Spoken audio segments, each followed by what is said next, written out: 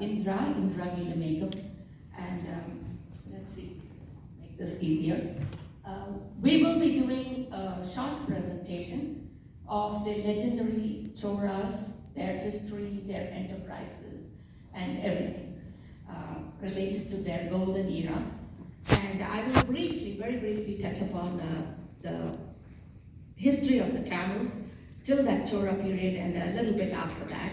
But mostly I'm going to concentrate on the art, music, and culture, which was presented by Kalki in his great work, Ponniyin Selvan, which is one of the best-selling, in fact, the top-most selling novel since he wrote it in all book fairs in India where Tamil books are sold. It's still selling after 70 years. The other thing is that that novel got an extra impetus or a push because of a recent movie, magnum opus movie, which was a blockbuster movie, came out in many languages. It was shown all over the world. So given that, there was an extra interest in this novel, and I'm going to touch upon some details of that. Let's get our slides going. Okay. Sorry.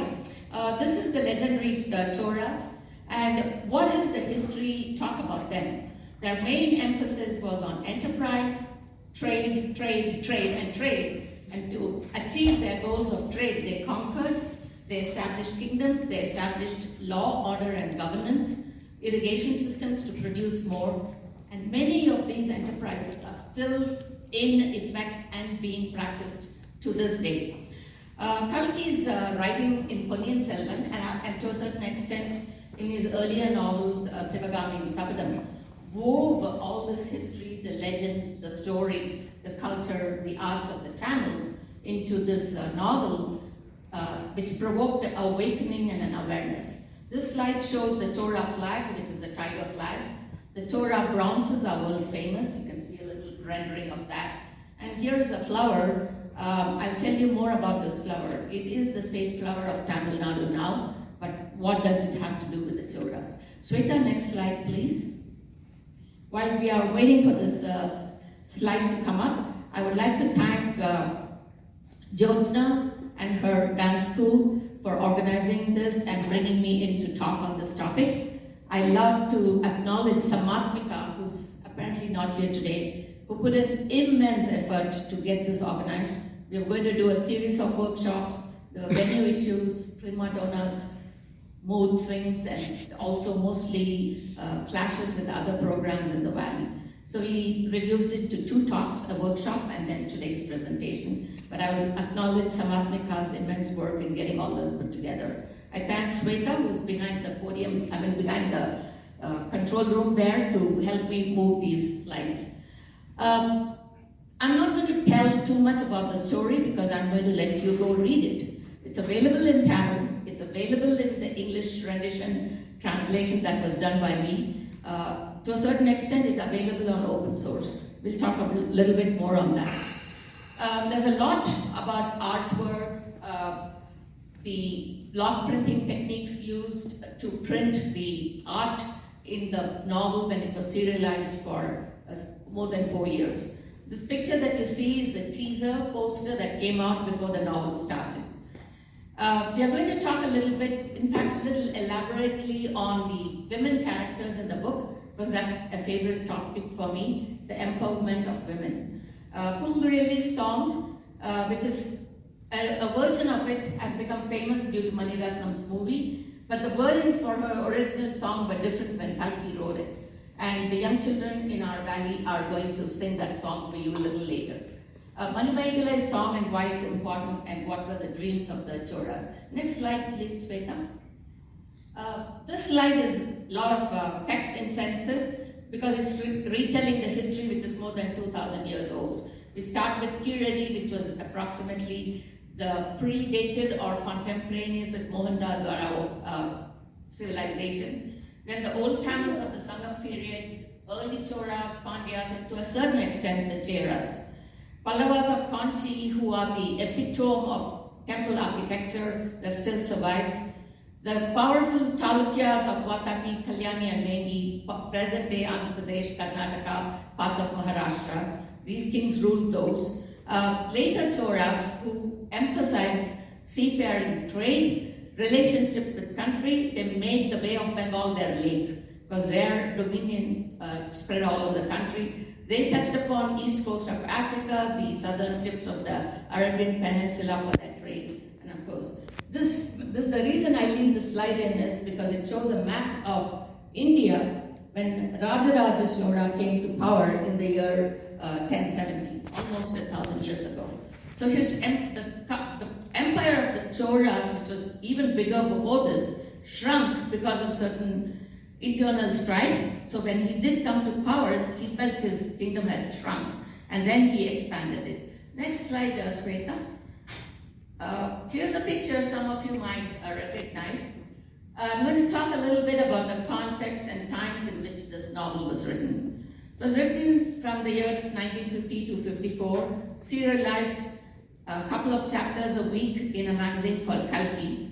It was the post-independent times, and Kalki felt he needed, Kalki's Kalki Krishnamurti, felt he needed to make people happy, instill a sense of confidence in them, and also deal with various chaotic events that were happening at that time.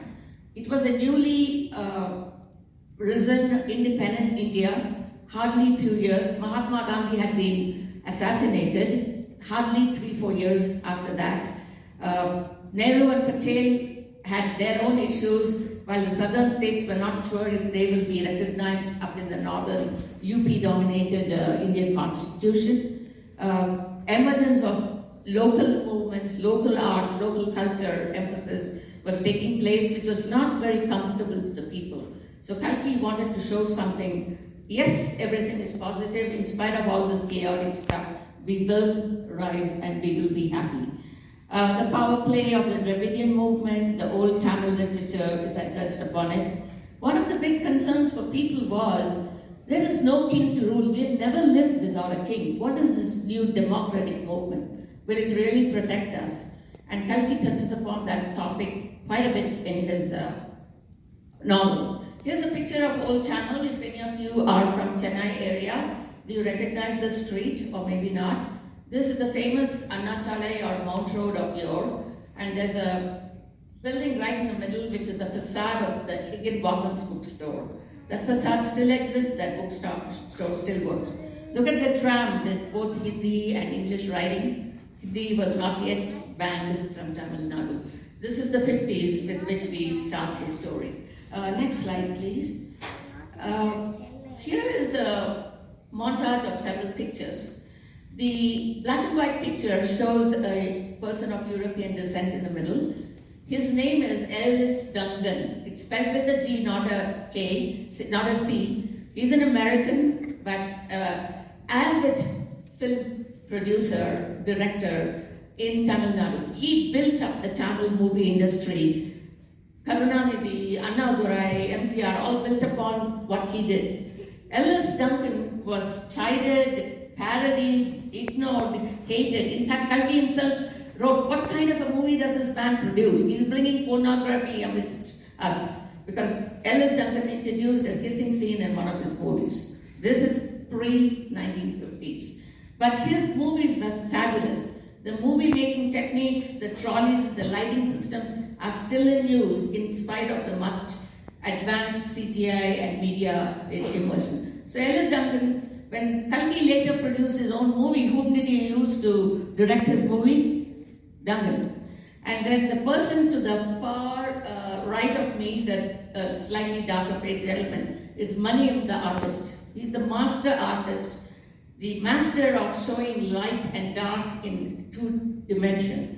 Very great friend of Kalki. Kalki went and met him in the art school and said, you shall be the artist for my drawings. Ponniyin had a fascination for the art depicted in Ajanta, and he did a lot of cover plates, promotional literature, centerfolds. This one picture here is the story of Ashokamala, a Sri Lankan princess. If anybody knows Ceylonese or Sri Lankan history, they cannot ignore Ashokamala's story. You can see the Sinhala king and his headgear. Mani Ratnam later in his movie used this scene to depict the Sri Lankan king. So Kalki is sitting next to Duncan, there's Maniyam, and I would personally say this, and I think some other scholars agree. One of the reasons for the popularity of the book was the artwork of Maniyam. The writer was 60%, 40% was what Maniyam showed, a two-dimensional recognition of faces and actions which stayed in the minds of the people. I put the little snippet at the bottom here, and all of you would recognize no wedding invitation these days goes without this picture of a palanquin where the bride is going. This was first drawn by Maniyam, and as you can see, those days it was all black and white printing and introduction of a single color scheme, the yellow scheme. Let's move on to the next picture. Here's Maniyam drawing. He visited the archaeological sites, the excavations, everything, and drew from there and used those sketches to draw his pictures for not only Kalki's novels, other novels too. Here's a centerfold that he produced for the magazine, heavily influenced by Ajanta style of drawing. In the picture at the bottom, the black and white-ish sepia tone picture, you can see Maniyam sitting and sketching, his wife patiently sitting in the hot sun with a flask of coffee and some food. That is how they worked those days. There was no canopy, there was no umbrella. You're just sitting there on a rock and drawing. Writing style of Kalki. So was Kalki, his writing appreciated? In the beginning, when Kalki started writing, people cursed him, saying he ruined Tamil. He's not writing the Sangam, the old literary style of Tamil is being ruined by him. What is he doing with this colloquial language? Yeah, he wants everybody to understand this historical perspective. Every word he wrote, it promoted self-confidence. A cultural pride, we too are great, we can continue to be great. The inferiority engendered by colonial occupation, not only the European but pre-European, the Mughal Muslim invasions, which had put down, downtrodden the ethos, the angst and the eed of the people, he tore away those veils and said, you are good. And what made him popular was he introduced all this very serious musings with a pinch of humor and very easy to comprehend language. There's a little story how when he first became a writer, editor, joined a magazine called Navasakti. That was the day when nothing was available, no Wikipedia, no pen drives, no thumb drives, nothing. The editor said, here's a twig, it comes from the neem plant, and we have these nibs that you can tie to the twig. You go buy your own nibs and save it, and that's how you will be writing in this office. The neem twig was free, and the editor even warned Kalki, be safe with your, the 2 anna nib, because there are a lot of people walking in and out of this office and you might lose them. Just a little snippet. My reference point for a lot of the historical events of Kalki, there's a website maintained by one of his granddaughters who lives in the US. Quite a bit of information was gleaned from that, apart from my readings of his biographies, and I have almost all of his collected works in channel in my home. Next slide, ma'am. Here is a little bit introduction. Don't have to read the Tamil writing there, it's a poem that Kalki wrote. Kalki's classical music and light music and his contribution is immeasurable. 3 of the famous songs that he wrote, which many of you who are fascinated with classical music or in semi-classical music will remember is Kaatrinile Varum Geetham, the music that comes floating in the wind. Vandadum Sole, there's this garden where bees hum and flowers bloom, where I go to meet the Maya Kannan, the Krishna who has stolen my heart. And the other one is a little more somber song that I've chosen here. Sorvu Kollade Maname, don't despair, don't get disillusioned. So these are 3 of the most famous of Kalki's songs. He wrote many, many hundreds. Where was his background? He picked up songs and literary references from Puranaruru, the old Tamil literature, Silappatikaram, written during the periods of the Kalabiras, pre-Chora dated, Nandi Kalambangam, Periya Puranam, the poetry of both Saiva and Vaishnava saints, and of course Tirukkural. It was Kalki who introduced the verses of Tirukkural in his writings. Now every Pallavan bus in Tamil Nadu spouts a couplet of Tirukural. Every school child learns Tirukural in competitions, including the Tamil school children in Utah. Okay, here's something that you need to understand. The last few letters in the green background. At that time, when Kalki was writing early 50s, even before the 50s, the Tamil Music Academy in Chennai said, you cannot sing in our premises in Tamil. There was a rule, and in fact, even MS was chastised, not because she came from some other caste or something else, or because she was a movie star, but because she was trying to sing a Tamil song. They believed only the proper Carnatic music was sung either in Telugu or Sanskrit and a little bit of Marathi. That was the influence of the rulers who ruled Tamil Nadu. These were the Nayaks, the Marathas, and later, of course, the colonial English who had no clue of what all these languages were. So Madras Music Academy did not allow singing of Tamil. Kalki was one of the doyens who said, we shall promote Tamil singing. So they started a rival organization called the Madras Tamil Isai Sangam. Rajaji said, call it Sangam, that means a gathering of people. Tamil Isai, Tamil music. And so Kalki wrote many songs, and there's Meera, MS in her role as Meera, where a lot of these songs were popularized. The little dance motif icon there is when Kalki introduced the concept of women dancing with flowers, the Kurave Kuttu in his novel. He writes about it like in 2 paragraphs. Mani Ratnam and A.R. Rahman transformed it into a little bit more pan-world dance drama of taking a little bit of East Asian culture into it, which became the Devara Natam. So, but Kalki did introduce a lot of dance movements over there. So Kalki's contribution to classical Tamil music, you cannot measure it. It's an ocean. And I will touch upon a few passages in the novel where he introduced all this. Next slide, Megan. The Best of Kalki. The first novel that I think was a grand novel is Sivagamiyin Sabatham. A danceress who swears, you prince come and rescue me from the enemy king's capital, where he made me dance on the streets.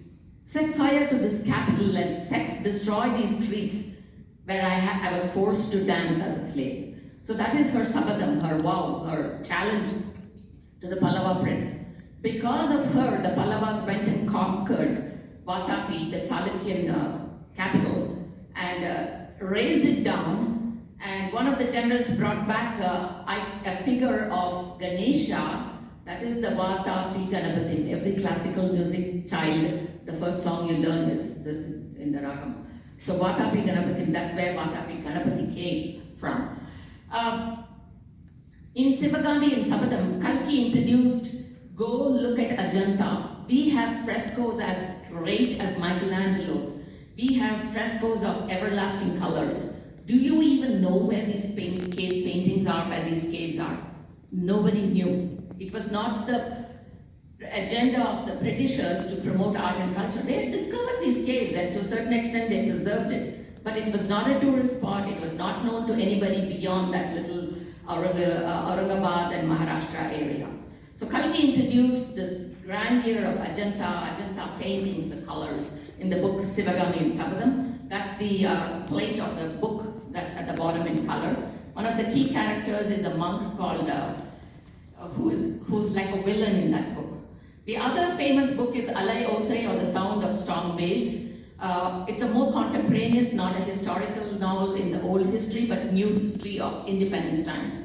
It starts before independence, ends with Naukali riots and murders in present-day East-West Bengal.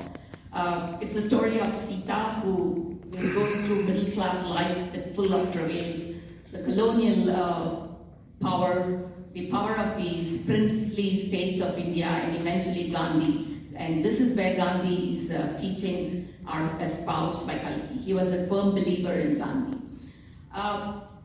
Kalki, when he was in the beginning, he joined as an editor in a small magazine, which he thought would never survive because it was preaching prohibition. And his thought was, those who drink will not come and read this. Those who don't drink need not have to read this. So why am I going to sell this magazine? That was his contention with the editor. At that time, he said, okay, I will write a little novel, a collection of essays. He wrote it, and because somehow he got paper in that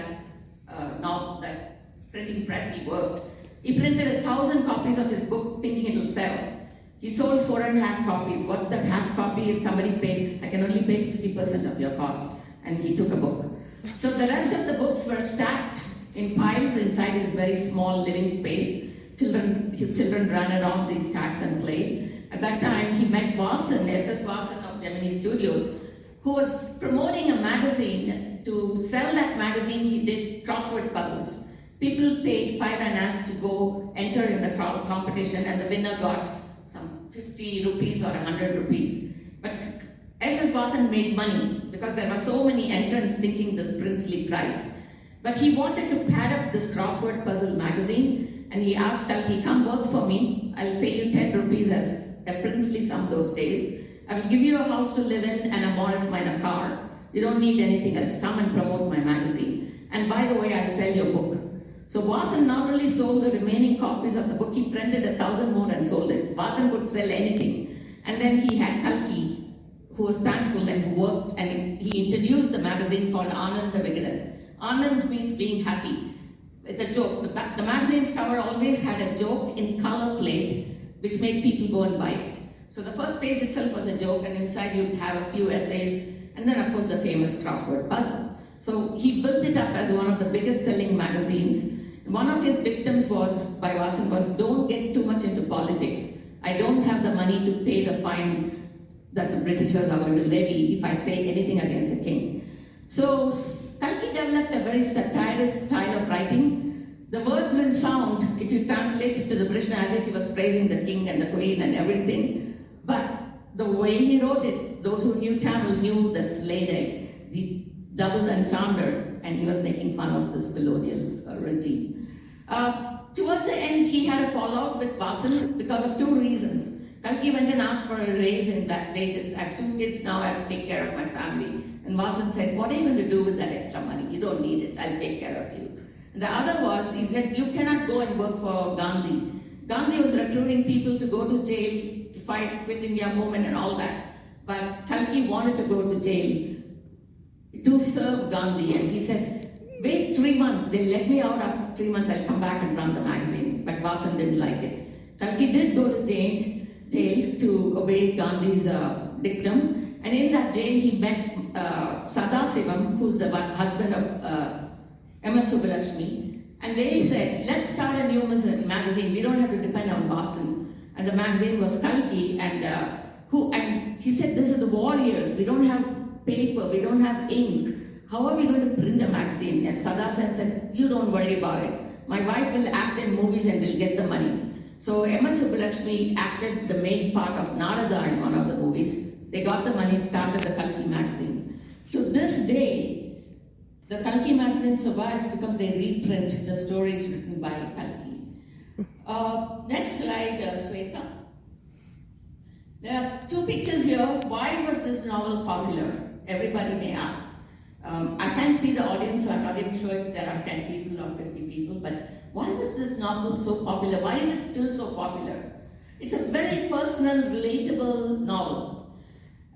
It's a basic palette of love, politics, terrorist plots, conspiracy, and most important, a murder mystery.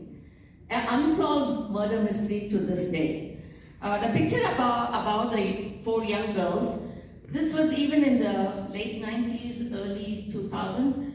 These girls were avid fans of Ponniyin Selvan, the 4th rendering or 3. And they decided to take a journey from the starting point from where Vandidevan leaves Kanchipuram, travels across to Kodikarai and then to Sri Lanka.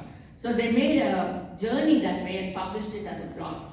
So that promoted a lot of Ponniyin Selvan interest groups, Yahoo groups, present-day bloggers, other Varalatru Peravai discussion groups, all kinds of things. So that was so personal. It was not old in the 1950s. It's now, the youngsters now like this novel. They find something to relate to. Nandini, dressed not in the traditional womanly clothes of a Tamil person, This dress became so popular, even in the late 50s, the Tamil bride would wear clothes like this for her wedding reception, unthinkable in a traditional time. They didn't even wear salwar kameezes because they thought it was too revealing, but they wore Nandini's dress. That's how that novel was gripping. This Nandini's hairstyle was so popular. I believe my mother said, even when I was a 5-year-old kid, my aunt would dress me up in that hairstyle. I don't remember, I don't have a photograph.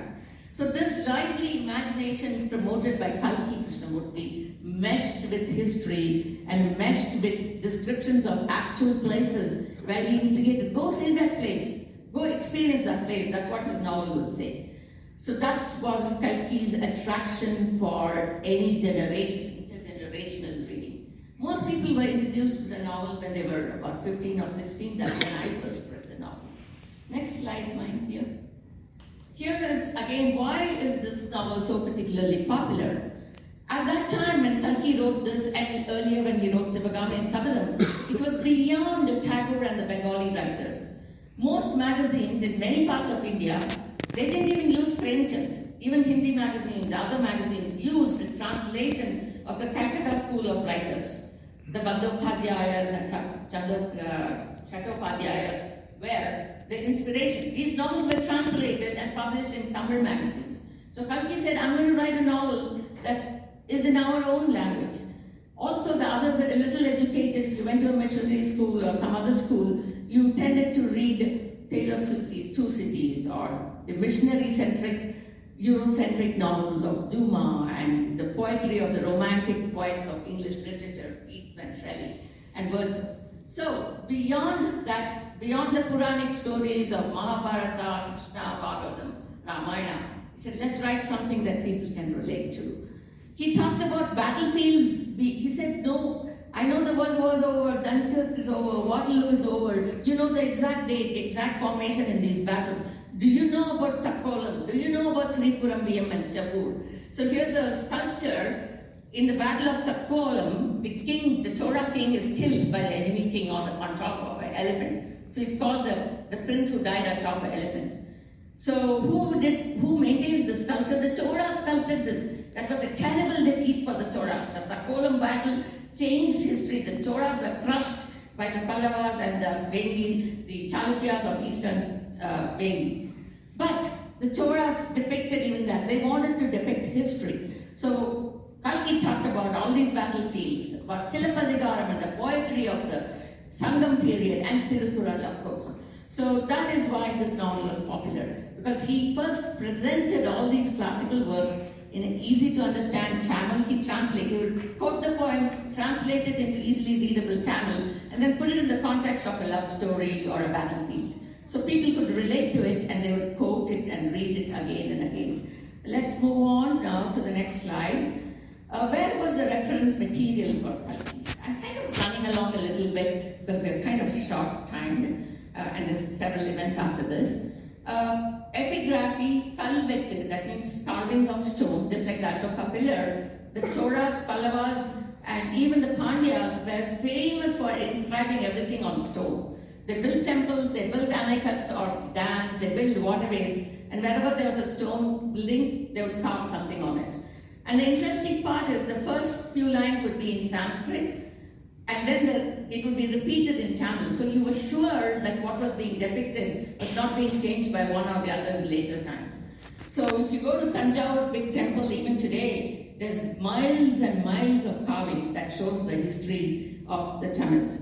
The other was Olai Chuvadigal or palm leaf manuscripts.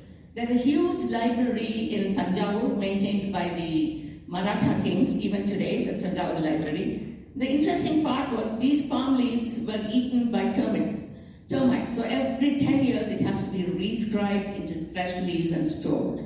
So the palm leaf manuscripts were another reference stores. Two most important books was Neelakanta Shastri's The Choras, which is written in English. He was a person working for the Madras University. He researched it. He wrote the whole history of the later Choras. Fantastic reference material. That was one source for Kalki. The other was a contemporary, Sadasiva Pandaritas. He also wrote a history of later Choras. That book is in Tamil. So Kalki dipped into these two references sources every instance he could go. Kalki traveled to Zentrade. I showed you an earlier picture. He went to these places. He went to Sri Lanka many times. He took journeys across the water to go and to experience sea storms. He went to every place he described in the book. He has been there. And these travelogues he published as a book, which is available. And the artist, Ponniyin, traveled with him. Kalki would say, don't you think that's a fantastic scene? Okay, let me incorporate that into my story. He wrote as he went along. This was not a preconceived plot, and the story developed over 4.5 years that it was serialized. What's that little kind of a trunk or a metal trunk at the bottom? If you know Tamil, the word we use is trunk petti. That's where people stored valuables, silks, papers, jewelry even. So this trunk petti, which was sitting underneath the table of Kalki in the Kalki magazine office, stored all his reference materials. If you ran across something that didn't make sense, you would open the trunk, look at the historical reference, make sure it is confirmed by another third party. So he just didn't take one person, and then use that instance in his novel. The middle piece shows a string of copper plates put together by a locked copper metal ring. This is the famous Leiden copper plates. Nothing to do with Netherlands. It was found somewhere in Tamil Nadu, but the Dutch took it home and put it in their museum. Right now, I believe the Modi government is working with Netherlands to try and get that old manuscript back to India. Okay, here are two very important epigraphists. These were the people who deciphered all these stone inscriptions and copper inscriptions. The first man is Hulse, you can see he's here, and his assistant was Venkaya. In those years, he was the archaeological surveyor of head. They wouldn't let a darky become the head. Towards the end, when Hulse went back to Germany, they reluctantly allowed Venkaya to take the post, but he was told he will always be supervised by a Britisher from Fort St. George or from Calcutta. But Venkaya didn't care. His idea was to decipher all these inscriptions. At the end of his lifetime, just at the turn of the century, only about 30% of those epigraphic material was deciphered and published as a book, as a series of books by the Archaeological Survey. Unfortunately or fortunately, even today, we are in 2023, only 50% have been coded, printed, and provided as reference material. So if any of your kids want to become archaeologists, there's a lot of scope there. There's more than 50% still left to identify. One of the big contributions of Venkaya and Hulse was they deciphered that the Bing temple, which was overgrown with weeds at the time, was built by a king called Raja Chola, which gave timeline of when he ascended the throne, what happened to him, who he was, his family lineage. Till then, they thought local people would say, oh, that was built by Karigala Chola. Karigala Chola was an ancestor of Raja. And Karigala Chola's name lingered in their minds and lips because Karigala built a dam across the river Kolarun or Kaveri, Kollidam, which made the Kaveri Delta the most fertile land ever. That dam that he built, the Grand Kallanai, exists to this day in working condition. It was always refurnished, repainted, repairs done. It works. At one point, the British resident, the collector, thought he'd use the stones of that to build something else, and he can build a dam at another point. But he realized soon that that was such a well-constructed, well-thought-out engineering marvel, he didn't touch it. He just helped refurbish it, repaint it. So if you ever go to visit Tamil Nadu, go see the Grand Anakat, it's near Tiruchirappalli, fantabulous. I didn't put any pictures that were not open source, that's why I didn't put it here. So these two people were constant reference sources for Kalki's writings. The next slide shows some of the places. Do you see that little water body? Not little, it was a huge. In fact, in the opening chapters of Kalki's Ponniyin Selvan, he describes it as an ocean-like reservoir. Veeranam Lake, it still exists. It's still full of water. It supplies the water for Madras city or Chennai city. The lower picture is a picture of a lighthouse, the Chora lighthouse at Kodiyakarai. This still exists, and after the great tsunami a few, 10, 15 years ago, it still survived that tsunami. but it did not survive the lovers of Ponniyin Selvan. The tourist traffic increased and the Ponniyin Selvan fans wanted a brick for their own. I don't know what they did with it. So it was looted and carried away by Ponniyin Selvan fans. Finally, the Tamil Nadu government put a fence around it to protect this monument. And the lighthouse plays a very important role in the novel, but we don't see it in the movie. Next slide, please. Okay, where was this poetry introduced by Kalki in his novels? Every chapter, in fact, the first volume, it's a 5-volume novel, every chapter and there bounces a song. So there's a boat trip taken by Kundarai and her friends. They're floating down the Arisul River. And Vanati is singing and playing the veena. What is the song these girls are singing? Kundarai and her friends. And dancing. It's a song from Silappadigaram. Kalki introduces the song and says, this was written 2000 years ago. This was written during our dark ages of Tamil. That's what the English call the dark ages of Tamil history. Kalabiraj times. But Silappadigaram is still surviving. And that song he introduces, explains it, the history. So the novel not only touches up on the love and the political power play, it plays this. So that's introduced me to Silappadigaram. I wanted to go read it and read the story at least. When I first came to Utah many moons ago, I met some Tamil friends and I said, let's do a snippet from Silappadigaram. They said, what is Silappadigaram? The Tamilians did not know about Silappadigaram. Now we have a Kannadi statue. Now the Tamil Nadu government promotes Silappadigaram. A lovely, they knew Kalidasa but not Ilango Adigal's Silappadigaram. Whenever Alvar Elian, the master spy, the James Bond of this novel appears, he quotes or spouts pasurams of the Alvar saints and occasionally of the Saivat saints. This astrologer of Kudandai, he plays a big part. This is the cover piece that Maniam drew for the original edition. That's the astrologer consulting with Kundarai and her friend Vanati. Why was this so personal? People still go to astrologers. Even now, somebody has to get married, they have to go match the Kundali. They have to verify, why is this girl not passing her exams? Let me go check with the astrologer to see if I have to offer paper. So, when he introduced this concept of the princess, whose mind is troubled because her brothers are far away, it touched on the hearts of people. They could relate to that scene. So, and an astrologer plays a big part, who is not there in the movie, but in the novel he plays a big part. He's a spy of sorts. He collects the information for this princess who actually runs the empire from behind doors. So the Sangam poetry recited by this astrologer, he recites Tirukural to Vandiyadevan and convinces him. Vandiyadevan before leaving says, these are such fantastic poems. When I have a moment, my first job will be to go read Tirukural. With that he ends the chapter.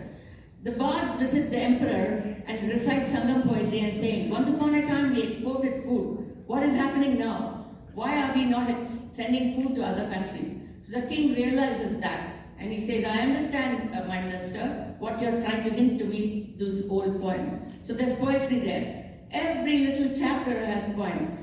The poetry fades a little towards the fourth book and then comes back again. Because the middle books are all Kalki's own writings rather than quotes from older literature. Let's move on to next slide, Shweta. Here's these are montages of drawings from the novel. Maniam was a master of doing light and dark play. They had only black block printing techniques available at that time.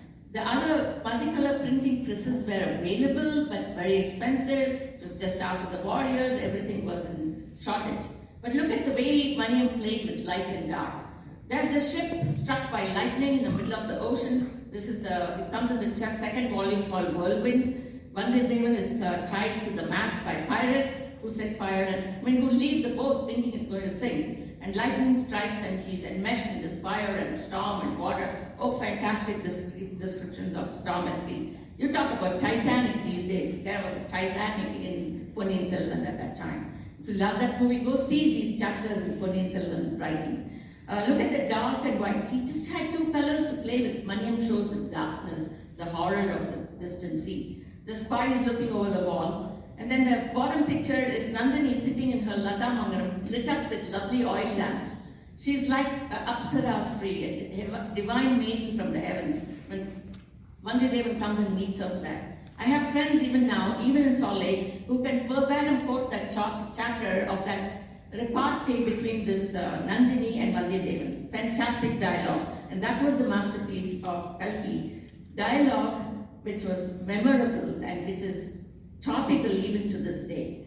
The next, the other picture is Vandiyadevan finds a ladder going up a wall without figuring out what all he wants is to escape, and vanishes into the trees where there's a girl says, "Are you you?" And he says, "Who else can I be? I am me." And then the story goes on. So that's another famous dialogue chapter which people recite, and school children do that as plays in Tamil Nadu.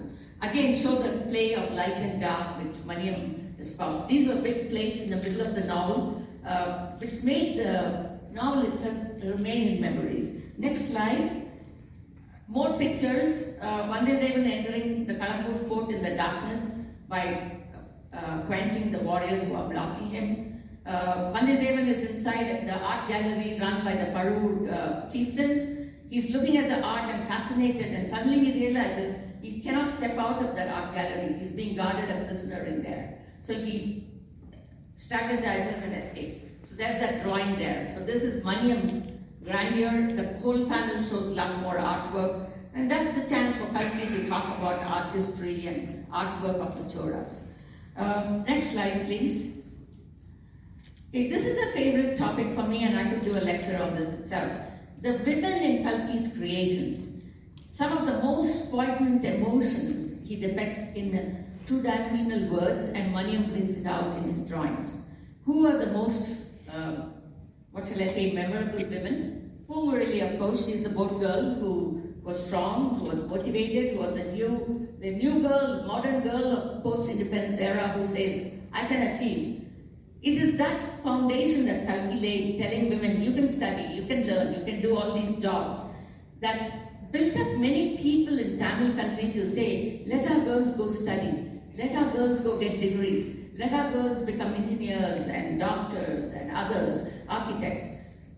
If any of you are there, the foundation was laid, my dear girls, by Kalki saying, women can do it. They don't have to be shut up inside a kitchen, in the darkness of a kitchen. So Poomarili was one such character. Nandini, all these were fictional characters. Kundavai is historical. Manimegalai is fictional. So these women were very powerful characters which made the story move forward. Here's a scene wherein Sita of Alayosai as well as Sivagami of Sivagami and Sakdam are two others. I'm not touching upon those characters now because we are concentrating on Ponniyin Selvan. There's a scene where Nandini is seducing Kandamaran to do her bidding, to carry some letters to her old flame Karigala. And Kandamaran, who in the beginning says, I will not step into her presence, she's a horror, how she's manipulating the whole politics. Within 1 minute, he's a slave to her feet. He's so fascinated by her beauty. That picture and the words written by Kalki brought that mood in. There's Kundavai shedding tears. The man she loves, or she has fallen in love, that wandering Vandiyadevan has been arrested, accused of murdering the crown prince. She has the keys to the dungeon. She can command the dungeon masters to release him, but she cannot. Already there are rumors flying about that she conspired to kill her elder brother to put her younger brother on the throne. False accusation, but all kinds of rumors, plots are going. She says, what will people say if I go and release this young man from the prison? I'm not even married. I have obligations as a princess. So that's her tears towards the end of the book somewhere. Next slide, please. What made me go see the movie? A lot of people, for some reason, they took it up. Indra, Mami, did you see the movie? Will you see the movie? I don't know why. All I did was translate the book in the 1990s. I have no other, say on that. But then I saw this promotional picture depicted by this Malayalam actress as Poomarili. If this is what Mani Ratnam is doing, I said, okay, I'm comfortable, I'll go see the movie. Poomarili of the movie on the top, and Poomarili in the drawings of Maniam when Kalki published the novel. See the lighthouse in the back, the boats, and very similar depiction, right? Slightly modernized, but she's lovely. The movie versus the novel, the first part follows the novel, yes and no, 90%. Many of the montages are canvas of like royal paintings, which were taken from Maniam's drawings. I don't think the movie acknowledged Maniam at all. I think they incidentally said based on Kalki's Ponniyin Selvan. But the first part, PS1, took a lot of the artwork and tried to project that. Of course, they glamorized it with silks and rubies and pearls and everything. But remember, Nandini, Arva Radiyan, Pungarali, Amuda and Mandakini were all fictional characters, very powerful, albeit fictional characters. The historical characters paled besides these very famous fiction depictions. Kundabai was true, Vandiyadevan was true, Sundarachora and Arulmozhi were all true. They were historical characters, and Kalki writes in his epilogue, I couldn't play too much with them because they are historical characters and they did certain things. I cannot write something else about them. So I have to follow history, that's what he says. So, and somebody said, his names are tongue twisters. Kadambur Sambu Arayar, Periya Paduvetare. Can't you change it? Can you not call him Balan or something like that? So these were historical fellas. I can't change their names. If you want to read a Russian story by Dostoevsky, you don't complain. You learn that mouthful of words. Please make an effort, remember these names. Eventually it will become easy. One of the biggest complaints for Kalki's fans, they would write him letters every week after he published a chapter was, can you not make those names simpler? They were tongue twisters for even the Tamil audience. How do I say that for the modern audience? So they were tongue twisters then. The second part of the movie deviated completely from Kalki's story. The thrill of the last three books, the plot of the murder and the backstory and why Ponniyin Selvan gave up his throne for his uncle, all those are not clearly brought out at all. In a way, we can't blame it because Maniratnam took a poetic license, just like Kalki took a poetic license with history. So, but the movies themselves are fantastic to watch, nice to watch if you can understand Tamil, or go see it in Hindi or Malayalam or Kannada or Telugu. Some of the Telugu poetry in it is fantastic. I love it because I studied in the Telugu. I don't know too much how well it was in Malayalam, but both the Hindi and the Telugu and the Tamil versions were worth watching. Okay, let's go on to the next slide. I'm going to go past this. This flower I talked about is Avar Poo, which was the Shora symbolic flower emblem. Just like the French fleur-de-lis, right? They used this flower as their emblem, and today's Tamil Nadu government uses it as the emblem of the Tamils. I'm not going to read this slide. It depicts the story of Mandakini, the island girl who was betrayed, whose children, Nandini was one of a set of twins, and then there's a plot story. She's now half-crazed, wandering the forests of Sri Lanka. And the reason Pungarali is angry with the Chora or the empire is because of the wrong done to her. This is a depiction of Pungarali's song. I will put this slide up later. The children are going to sing this.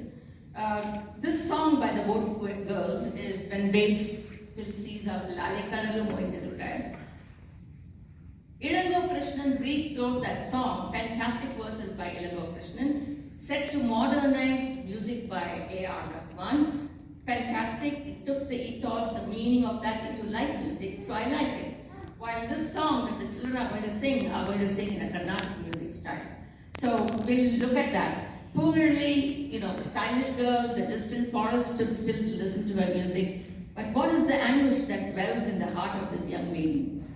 No one knows. What is that pleasant sorrow? Sorrow is always pleasant. It's a painful sorrow that lingers in the mind that makes us sing this. So Kalki goes chapter and verse, several pages. Even before the Prince Arulmozhi introduced, we see Pungarali. So I feel sorry for those of you who haven't read these chapters. Fantastic chapters. This is not Pungarali, it's her aunt Mandakini, the picture. Okay, what was Pungarali in love with the prince? It's like me, I go walk down the street and I see pick a lovely screen ad. Tom Cruise. I'm old, so Tom Cruise was still okay, a heartbeat. And if he suddenly turns around in Los Angeles and says, hello Indra, how are you? Floored, right? So Pungarali was floored because at one point Arulmozhi said, hello ocean princess, are you going to carry me in your boat? That was the only conversation she had with him, and she fell fascinatingly slave to his charm. Because of unfulfilled ambitions, yes. But those ambitions were not just for herself. She was a new girl that Kalki was depicting. A commoner can become king. A commoner can become queen. You are democratic now, and that's what he projects through Poongali's character. Her anger was mainly for the plight of her aunt Mandakini, who was abandoned by all kinds of people. So she had the ambition to prove that anybody could ascend the throne. In Kalki's novel, Poongali eventually becomes the empress of Choras. It's not there in the movie. She's not even, her song is cut down from the, what do you call it, the YouTube presentation showed it for 4 minutes. In the movie, it was like, what, half a minute. I feel so sorry why they cut it off. In fact, one of the regrets that Maniratnam himself had was that the editor cut that song because the movie was already too long. So he says, that's the only regret I have, that Poongali was cut off in the movie. But you can go read or listen to her on YouTube. And of course, read the book. Next slide, please. Manimegalai's song is another famous song. Why was this song famous? Kalki wrote this. For the very first time in the common Tamilian could say songs that talked about kissing and clandestine love. On the mountain slope under the waters where waters gently fall, we held hands in delight. Teenagers can do that. We didn't know. We did it, but now it's giving sanction. He spoke words as sweet as cane sugar, and softly, crossing all barriers, he kissed me. Kissed me in 1950? So Kalki wrote these poems, and no wonder he was popular with the youngsters. But Manimegalai character is totally written out of the movie, which is fine. When first Kalki introduces her, he says, dark-eyed beauty, so charming, a teenager. He doesn't depict her as like one of the light skins. He says, dark-eyed beauty of southern jungles. And then, she was a capable girl. She went hunting. She could row a boat. She lived under the thumb of her brother and father, yet she did her own thing. So, and there's a scene wherein she, Vanyadevan, Nandini, and the prince are all in a water pavilion going to enjoy water sports. Fantastic dramatization of that scene. If nothing else, they should do an episode of just that scene, which would be fantastic. One of the best written things. I read immensely in English and Tamil. So for me, this still holds my fascination. Next slide, please. The next song that we are going to show today is Soru Kollade Maname. Do not be depressed. This is a beautiful composition, and Kalki was traveling from one of the interior towns of Tamil Nadu back to Chennai with his 2 young kids, teenage daughter and a young boy in the car. And suddenly he started composing the words for this song. What was he talking about? He was writing a positive, emotion uplifting novel, but in the novel it kind of delved into sorrow, sadness, depicting the chaos running in the rest of India. What was he talking about in the song? Was it the politics? Was it the problems of the newly rising social intricacies? Rajaji's sideline, Dravidian movement is coming. And then also is he talking about his own health? Within 6 months of writing the last chapter of Ponniyin Selvan, Kalki died. He died of tuberculosis, but he did not reveal his illness to anybody at work or his family. He knew he was dying. Perhaps this song was lamenting that? We don't know. When somebody asked Rajendra and Kalki's son about it, he said, look, my father was never depressed. He was full of jokes. Impossible that he was depressed. But that's what the young boy recalls. We don't know. So the words of that song, do not tire or be depressed, dear heart. The gold-red sun too will rise very soon. The blossoming daylight will come forward. The earth will shake awake and lotus buds will laugh with the bees. So this is another song, but sung in the Carnatic style by the children. You will hear in a few moments. Picture is of Sundar Sora lying on his sick bed with paralysis. And there's a big part he plays in why should he be the king instead of the elder brother's children? Tinges of the Mahabharata coming in. I didn't touch too much upon what inspired Kalki, and since I have time, I'll mention that for a minute. Kalki lived in a house next to a postal worker who had an immense collection of English and Tamil novels. The reason he had these novels was when they were mailed from England to all these people, colonials and their wives, by the time the book arrived after 6 months, the addressee had moved to another place, the post office was not ready to forward, they had no forwarding address. So Master was told, destroy those books, throw them in the fire, we don't need them. But he collected them. That's where Kalki, who studied in a mission school, read those English novels. Alexander Dumas, Three Musketeers. People say that inspired him. Milady de Winters in that novel is the basis for Nandini and Ponniyin Selvan. There's some notes, little shades. Always, we reflect our experiences. So Kalki did that. So here is Sundara Shora on his deathbed, and he is sad. So this was not this song was sung by Poorilly very late in the novel. She comes to him. He's now trying to recover. He's already met his long-lost love, Mandakini, but he's restless. He cannot sleep. And Poorilly sings this song, saying, "Don't be depressed, rest." And after her song, he goes to sleep. So next slide, please. This is a very important slide because there are two pictures here.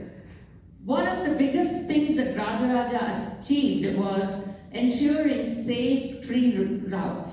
There was a big merchant conglomeration of guild. It's a very long word for the name of the guild. It means they who went 1,000 directions and had 500 members. So these guilds traversed the seas, went to east coast of Africa, went across the Bay of Bengal, farther, and some even went to China. But they were plagued by pirates. And one of the things, they financed Arulmozhi's campaign in Sri Lanka by food and weapons and said, "Help us, protect us from these pirates." So one of the main things that Arulmozhi takes as his mission is to rid the seas of pirates. And that's why he goes and establishes a fort in Kadaram, present-day area of Malaysia. And that's where the Chora influence into Angkor Wat comes through. So the scene where he sees his ship's captain, the Kalapati, murdered by pirates, and he's so angry. How can a ship's captain of the Choras be murdered by unknown pirates? I will vow that I'll rid the seas of pirates. And he did it when he came to power later. So that's a very important scene in the book. The other scene is, see the little Nandi at Arulmozhi's feet? He says, how can the great god Shiva ride a tiny bull like this? It's not even 1 foot high. When I build a temple, I'll build skyscrapers. My Nandis will touch the skies and go through the roof. That's what he's depicting his dreams to his sister Kundavai. So these are two lovely chapters to read and shows the future, the dream that Arulmozhi had. The next slide, we're almost at the end. A little plug for me, and Arulmozhi Rajaraja not only built the great temple, as you can see at the bottom slide, he is there as a pillar of our temple, very own Ganesha temple in South Jordan. If you haven't seen it, please go and look at the pillar and you'll see him there. A plug for me, I wrote this translation in the early 1990s. A friend of mine, Elizabeth, looked at the English and said, "You have to Americanize it more, you're writing like a Britisher." So that was the only comment she had, and my friends in those days would wait for each chapter to come out. This is the back cover of one of my books. Why Neil over there in the author's page? Because Neil is the motivation behind me to get this published. With that, I'm going to stop now. We have Q&A, but we will do it after the children are ready to sing the song. So that way we'll have a little concept there. Shweta, thank you, and we can go back to that slide where we show Poorilly's song while the children are sitting down to sing the song. Thank you, my dear.